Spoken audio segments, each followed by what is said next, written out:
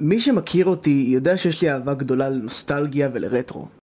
זה יכול לנבוע יותר מקליפים של להקות ברית פופ שאני שומע שוב ושוב, לאופנה, לתרבות צריכה אפילו, וכמובן לקולנוע, שהולך ומאמץ יותר ויותר את הנוסטלגיה כאסתטיקה.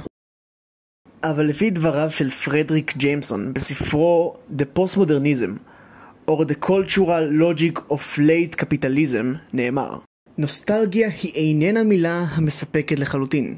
היא ממקדת את תשומת הלב שלנו למה שמופיע באופן תרבותי רחב, מה שמכונה סרט נוסטלגי.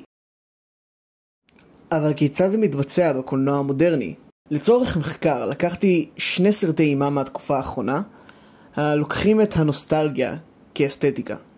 אז הסרט הראשון הוא The Substance.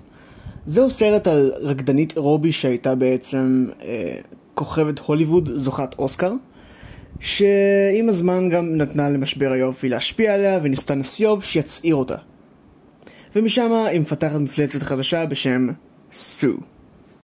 מעבר לעובדה הזאת שהדמות של דמי מור בסרט מזכירה מאוד את ג'יין פונדה, שהייתה גם כן שחקנית הוליווד ובשנות ה-80 עברה לאירובי, רק המעבר הזה של דמי מור מלהיות טרנד חולף, מדריכת אירובי, שחקנית קולנוע לשעבר, זוכת אוסקר, לטרנספורמציה של הנסיוב שהופך אותה למרגרט קואלי, וכל מה שקורה למרגרט קואלי קורה הרבה יותר טוב ממה שהיא הייתה כדמי מור, רק מצדיק את הטענה של פרדריך ג'יימסון.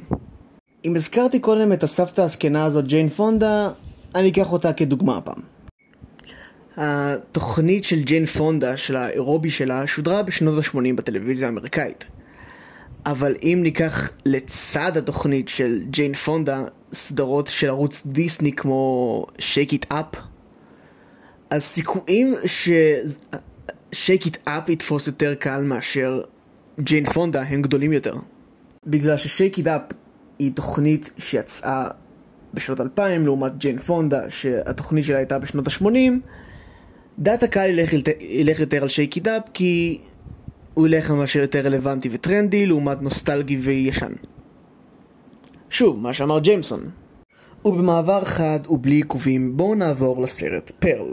הסרט הזה מספר על ילדה שחיה בתקופת מלחמת העולם הראשונה במשפחה של איכרים עולים מגרמניה, ובעצם היא חולמת להיות שחקנית קולנוע ושחקנית תיאטרון בברודוויי.